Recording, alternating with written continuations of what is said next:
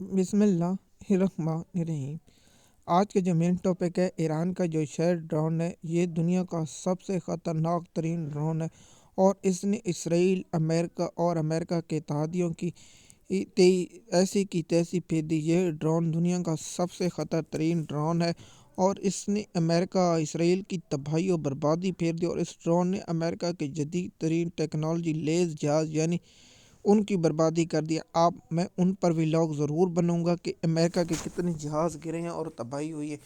تو سب سے پہلے کہ شہد ڈرون جو اٹیک کرتا ہے، یہ چھوٹا سا ڈرون ہے، اس کی جو لاگت ہے وہ 20 سے 25 یا 35 ہزار روپے کی بنتا ہے۔ اس کو روکنے کے لیے جو انٹرسیپٹ میزائل یا اس بینٹری سے داغا جاتا ہے تو اس کی قیمت ہوتی ہے امریکہ کے ڈالر میں 40 لاکھ یا 30 لاکھ ڈالر ہوتے ہیں، جو 35 ہزار، یہ بہت بڑا ہی مہنگا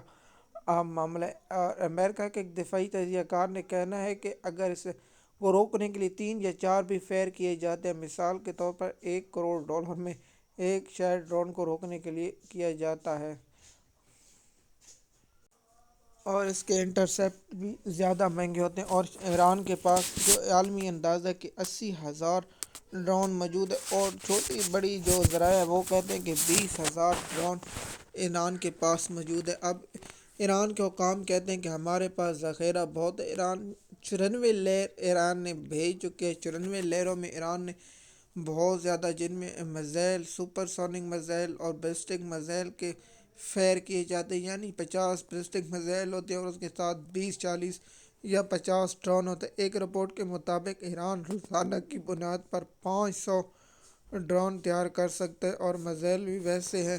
تیار کیے جا سکتے ہیں، لیکن کیا ایران کے پاس اپنا ذخیرہ موجود ہے؟ ایران نے یہ جو شہر ڈرون ہے،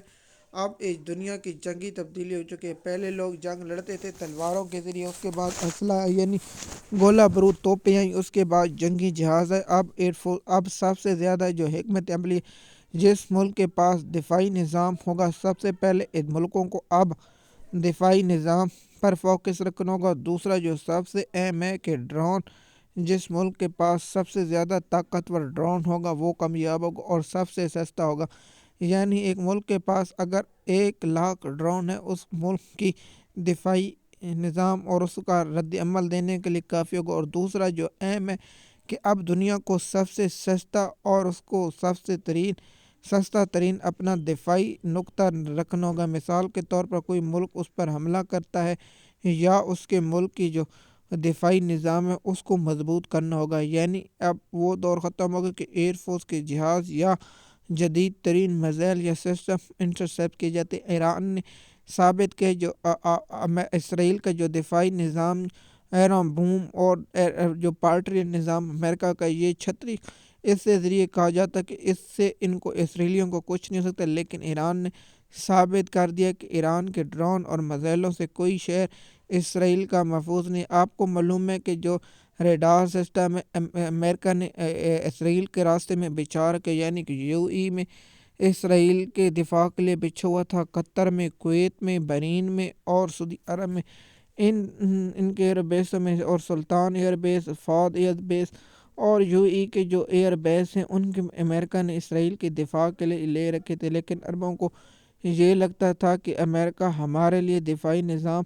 لگائے بیٹھے اور ان سے پیسے بھی بٹورا۔ جب وقت ہے تو ثابت ہوا کہ امریکہ نے اپنا دفاعی نظام سسٹم اٹھایا اور اسرائیل کی جانب لے گئے، لیکن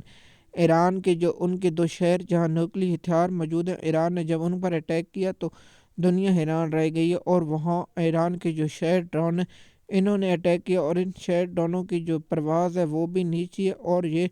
جا کر اٹیک ہوتے ہیں۔ یہ ایسے ڈرون ہیں جن کو یعنی